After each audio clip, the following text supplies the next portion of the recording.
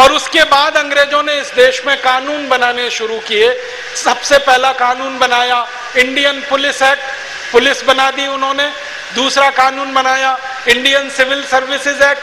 तीसरा कानून बनाया इस देश में उन्होंने इंडियन इनकम टैक्स एक्ट।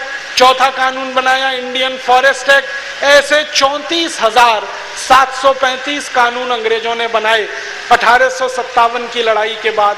और इन कानूनों का एकमात्र उद्देश्य था कि भारत में ऐसी व्यवस्था लागू करो जो दोबारा कभी अंग्रेजों के खिलाफ बगावत ना हो, दोबारा कभी अंग्रेजों के खिलाफ भारत में युद्ध ना हो, तो दोबारा भारत में अंग्रेज कभी बगावत ना सहन करें, दोबारा भारतवासी अंग्रेजों के खिलाफ बगावत ना करें।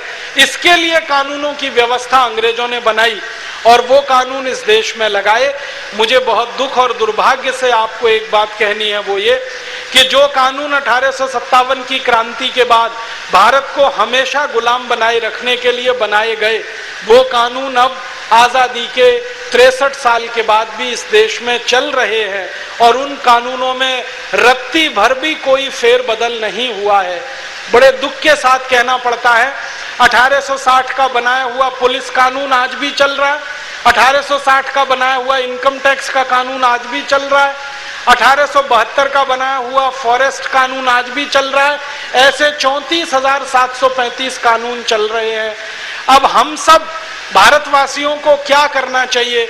मेरा एक विनम्र सुझाव है जो देकर मैं मेरा व्याख्यान खत्म करूंगा, और वो विनम्र सुझाव ये है कि जिन अंग्रेजों ने 1857 की क्रांति के बाद 34,735 कानून लगाकर भारत पर लागू किए और वो कानून आजादी के 63 साल के बाद भी वैसे के वैसे ही अगर चल रहे हैं, तो हम सब भारतवासियों को अब फिर से दोबारा 1857 जैसी ही कोई क्रांति करनी पड़ेगी, तब जाकर ये अंग्रेजों के बनाए हुए कानून इस देश में से खत्म होंगे।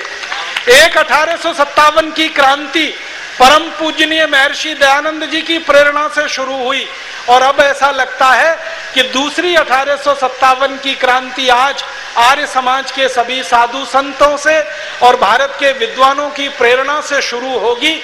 और दूसरी क्रांति की शुरुआत करने में आज का ये सम्मेलन मील का पत्थर साबित होगा। ईश्वर से मैं प्रार्थना करूंगा, ईश्वर से इस बात का निवेदन करूंगा कि हम सबको उतना ही तेज, उतना ही साहस, उतनी ही धैर्य हम में आ जाए जो 1857 के क्रांतिकारियों में था, उतनी ही वीरता हम में फिर से आ जाए जो 1857 के क्रांतिकारियों में थी। उसी वीरता, उसी साहस, उसी तेजस्विता को लेकर हम फिर से खड़े हों और अब अंग्रेजों के खिलाफ नहीं, अंग्रेजों के बनाए गए कानूनों के खिलाफ हमें क्रांति करनी है। अब अंग्रेज तो नहीं है लेकिन उनके बनाए हुए कानून इस देश में है। अब अंग्रेज तो नहीं है लेकिन अंग्रेजियत इस देश में है। अब गोरे अंग्रेज तो चले गए हैं, इन कानूनों की मदद से कुछ काले अंग्रेज इस देश में पैदा हुए हैं जो देश की सत्ता व्यवस्था को वैसे ही भ्रष्ट बना रहे हैं जैसे अंग्रेजों ने बनाया था, देश को वैसे ही नोच कर खा रहे हैं जैसे अंग्रेजों ने कभी नोच के खाया था।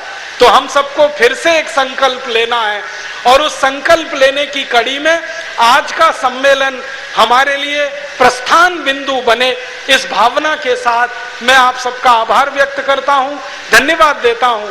आयोजकों को विनम्र प्रणाम करता हूं कि उन्होंने मुझे बुलाया और मेरे भाव व्यक्त करने का मौका दिया, मेरे विचार आपसे शेयर करने का, साझा करने का मुझे मौका मिला।